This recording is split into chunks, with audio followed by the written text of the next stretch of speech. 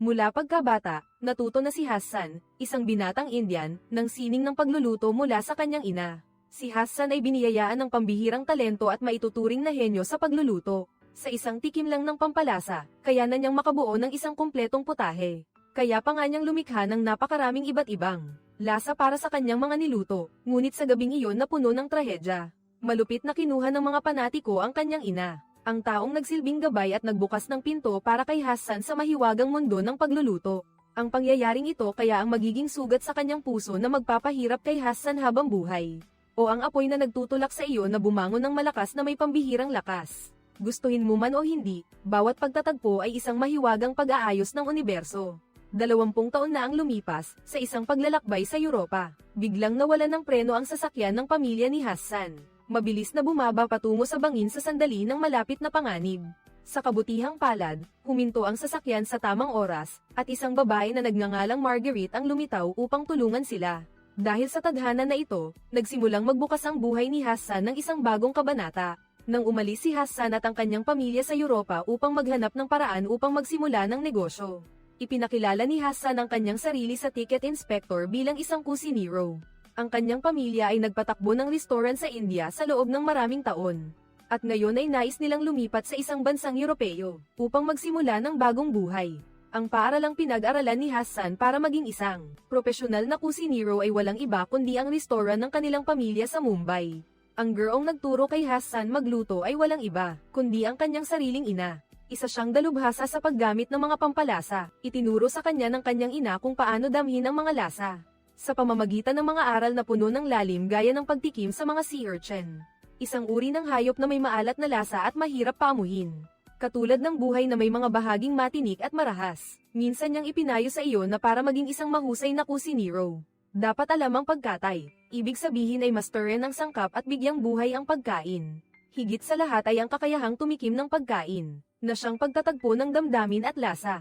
Iyon ang isa sa mga pangunahing hakbang para makalikha. Ang pamilya Hassan, na may pambihirang galing sa pagluluto, ay nakapasok na sa bansa. Nagpatuloy sila sa kanilang paglalakbay upang maghanap ng bagong lugar, kung saan makakagawa sila ng masasarap na pagkain para sa lahat. Dahil dito, nakilala niya ang babae kanina. Hindi lang niya tinulungan hilahin ang sasakyan, kundi inuwi pa niya ang buong pamilya sa kanilang bahay para pansamantalang manatili. Kahit pa nga, buong kabaitan niyang inanyayahan ng buong pamilya Hassan na kumain kasama nila. Pagdating pa lang sa bagong lugar, naakit na ang ama ni Hassan sa isang lumang restaurant. Umasa siyang bilhin ito upang matupad ang kanyang pangarap, magbukas ng restaurant dito gaya ng napagplanuhan na noon. Gayunpaman, kailangan niyang harapin ng isang medyo masungit na babae. Ang may-ari ng restaurant sa tapat na si Mallory, pinayuhan siya nitong itigil na ang balak, dahil napakamahal ng lupa rito. Sa inis, sinagot niya ito na hindi siya tumatawad dahil mahirap siya, kundi dahil nagtitipid siya, at kahit magkano pa, bibilhin niya ang lugar na iyon. Unang pagkikita pa lang nila pero pareho na silang naiinis sa isa't isa. Walang nakakaalam kung ano ang mangyayari sa hinaharap, pero sa ngayon, desidido ang ama ni Hassan na bilhin ang restaurant na iyon sa kahit anong paraan. Habang hindi naman sumasang-ayon ng kanyang mga anak, sabi ng anak niyang babae, bagamat maganda ang kondisyon ng lugar, may malaking sagabal ito dahil sa tapat nito. 100 hakbang lang ang layo, ay may isa pang restaurant. Sa loob ng ilang daang milya, ito ang pinakamagandang lokasyon. Pero sikat na sikat ang kalabang restaurant. Nagsilbi na sila sa mismong presidente kaya magiging matindi at mahirap ang kompetisyon. Pero nananatiling matigas ang ulo ni Ama Hassan at iginigiit na ang lahat. Hindi pa nakakakain ng chicken curry na may kasoy, at nilagang patatas na may cardamom. Sa huli, kahit tumutol, ang mga anak, hindi nila napigilan ang matinding pagnanais ng kanilang ama na magbukas ng restaurant. Nagsimula silang mag-ayos at maghanda para sa bagong restaurant. Samantala, ang may-ari ng restaurant sa tapat ay si Mallory, ang taong kinamuhian ng ama ni Hassan mula pa sa una nilang pagkikita. Inaayos din niya ang mga pagkakamali sa kanyang kusina. Nagkataon, ang babaeng tumulong sa pamilya ni Hassan ay si Marguerite. Nagtatrabaho rin sa restaurant na iyon, kahit alam niyang malapit na magiging direktang kakumpetensya sina Hassan at Marguerite, ngunit magalang pa rin silang nag-uusap. Hindi pa opisyal na nagbubukas ang restaurant ni Hassan, ngunit nagreklamo na si Mrs. Mallory tungkol sa napakalakas na musika. Ilang segundo lang ang nakalipas, sinisisi niya, ngunit pagkatapos ay nanatili pa rin siyang magalang. Nagtanong siya tungkol sa paghahanda ng restaurant ngunit hindi rin nakalimutang magbitiw ng ilang mapanuksong salita. Pinapuna ang kanilang pamilya sa pagbubukas ng restaurant ng pamilya. Hindi rin naging maayos ang kay Hassan. Pumunta ang mag-ama sa palengke para bumili ng sangkap, ngunit naubos na ang lahat ng binili ni Ginang Mallory. Galit na galit ang ama dahil humingi na si Ginang Mallory ng menu ng restaurant noon pa at may masamang intensyon. Nahadlangan ng negosyo ng ama ni Hassan. Kaya kinailangan ng mag-ama na pumunta sa mas malayo pang palengke para makabili ng sangkap para sa pagbubukas. Ngayong hapon, seryosong naghanda ang buong pamilya ni Hassan ng mga pagkain. Sama-sama silang nanalangin sa Diyos para sa isang matagumpay na pagbubukas. Nakakalungkot, kahit na nag-imbita na ang ama ni Hassan sa lahat ng dako, ngunit wala pa ring pumupunta sa kanyang restaurant, lahat ng customer ay pumupunta sa kabilang restaurant. Dahil dito, labis siyang nadismaya at hindi tinanggap ang pagkatalo. Nagpalit siya ng bagong estratehiya, isinuot ang tradisyonal na kasuotang Indian, at isinama ang kanyang anak na babae sa kalsada upang mag-imbita ng mga customer. Dahil sa kanyang husay sa pakikipag-ugnayan, nakahikayat si Hassan ng maraming customer upang tikman ang kakaibang lutuin sa kanyang restaurant, sa isang bagong lugar na may kakaibang lasa ng pagkain. Unti-unting nagiging interesado si Hassan sa pagluluto, at nagsimula na ring mapansin si Marguerite. Ibinuhos niya ang lahat ng kanyang hilig at dedikasyon sa pag-aaral ng aklat na ibinigay ni Marguerite matapos tikman ang lahat ng uri ng pampalasa. Lubos nang naniniwala si Marguerite na si Hassan ay isang tunay na mahusay na kusinero. Habang masayang nag-uusap sina Hassan at Marguerite at hindi na itinuturing ang isa't isa bilang kaaway, ay nasa gitna pa rin ng labanan ng ama ni Hassan at si Madam Mallory. Walang humpay ang kanilang kompetisyon para gumanti sa ginawa ni Madam Mallory na pagbili ng lahat ng sangkap noon.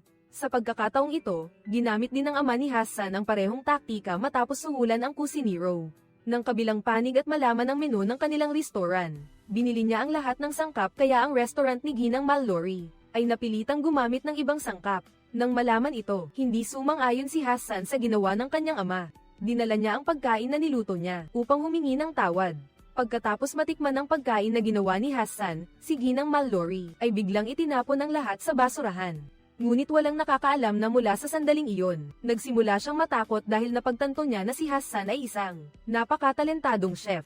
Mula noon, lalong naging matindi ang labanan sa pagitan ng dalawang restaurant. Nagpalitan sila ng kaso at naglaban-laban. Habang nag-aaway ang mga matatanda, ang magkasintahan na sina Hassan at Marguerite ay lihim na nagmamahalan. Gayunpaman, iniisip ni Marguerite na hindi sila magtatagal. Dahil pareho silang nagtatrabaho sa parehong propesyon, kaya wala silang oras para sa isa't isa. Isang umaga, pagkatapos ng kanilang pagkikita, umuwi si Hassan sa restaurant, at nakita ang isang estranghero na may hawak na sulo at susunugin ang bahay.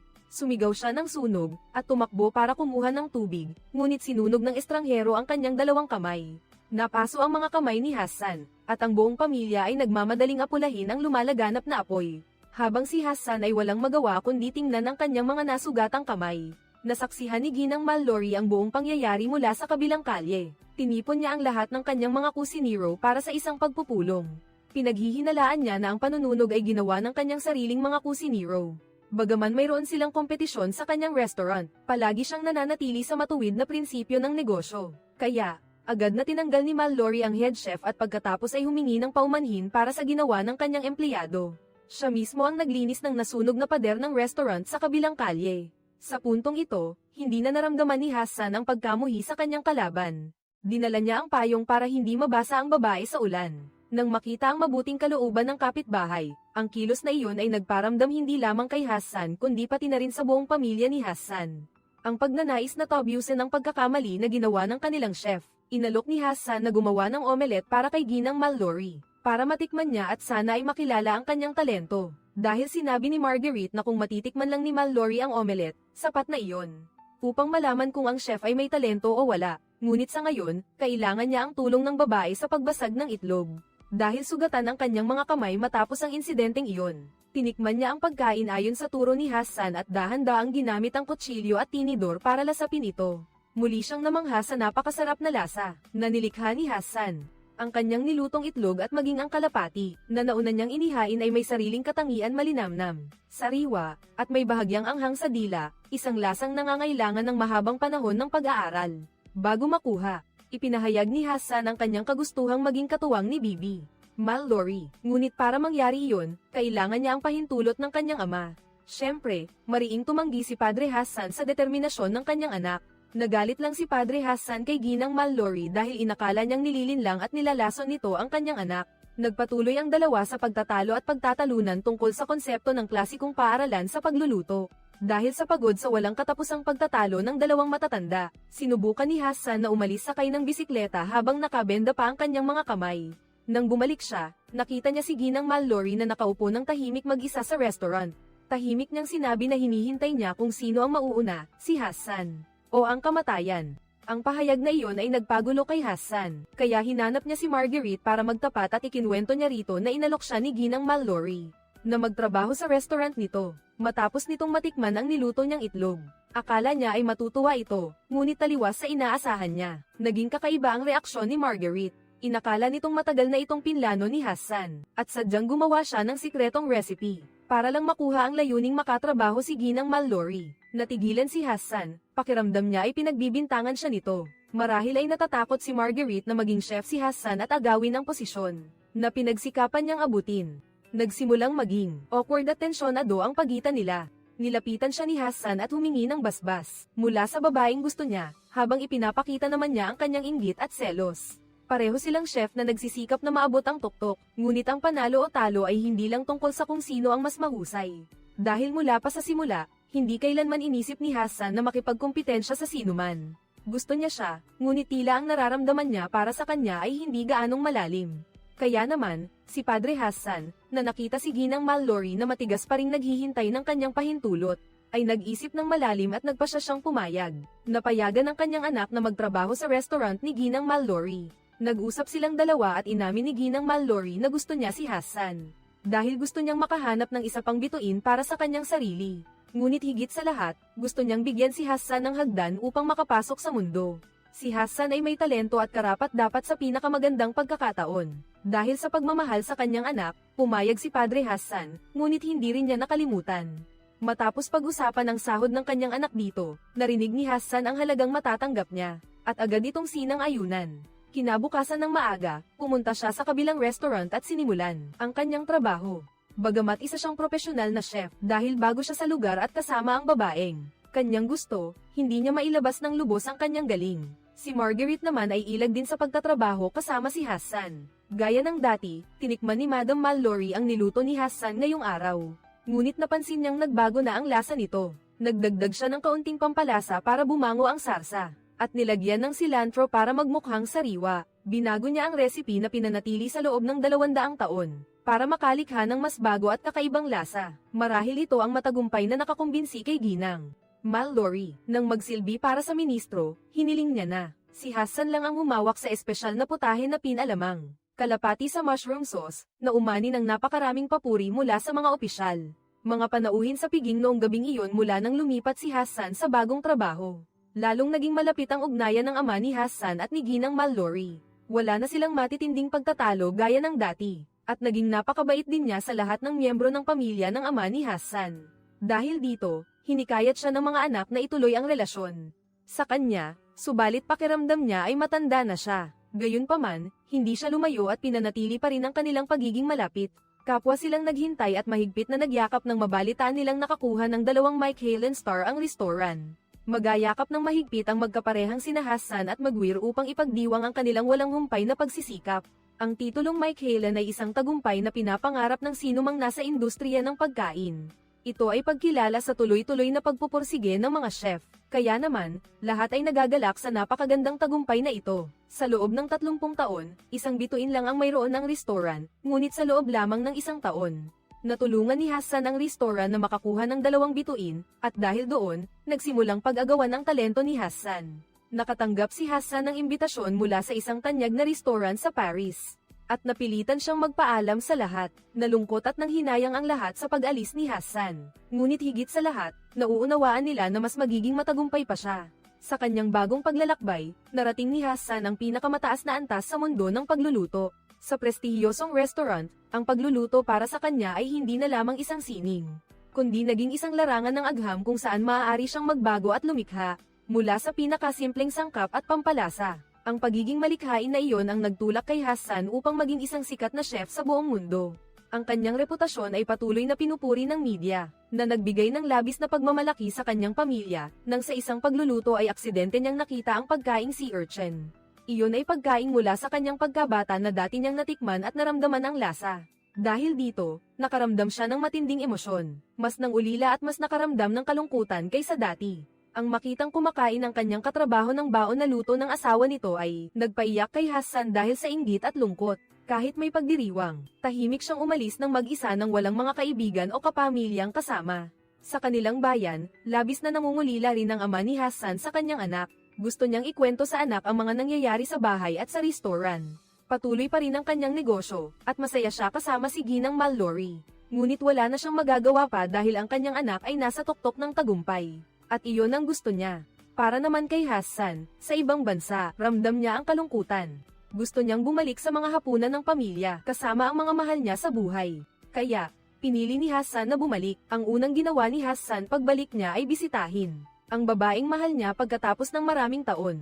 Niyakap nila ang isa't isa ng mahigpit at naghalikan ng may pagmamahal. Inanyayahan niya siyang magluto muli ng isang putahe kasama siya, na matagal na niyang hindi nagagawa sa kusina ni Ginang Mallory. Tahimik siyang bumalik upang sorpresahin ang lahat, pati na ang sarili niyang pamilya, nang makita ang anak na matagal nilang hinintay. Hindi napigilan ng ama ni Hassan ang maging emosyonal. Nagpasya si Hassan na iwan ng Paris, upang bumalik sa lugar kung saan siya nagsimula, ang lugar na lagi niyang minahal, at kung saan siya laging minamahal. Formal nang ipinasa ni Ginang Mallory ang buong pamamahala ng restoran kay Hassan, at mayroon na rin siyang katuwang na makakasama niya habang buhay.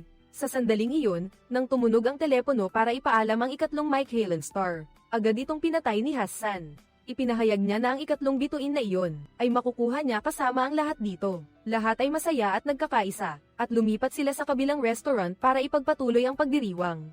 Ang espesyal na ulam na inihanda niya ay sea urchin. Ito ang ulam na nagpasimula sa kanyang paglalakbay bilang chef, at ito rin ang ulam na laging nagpapaalala sa kanya ng kanyang ina. Kaya naman, mas naging makabuluhan ang ulam na ito kaysa dati.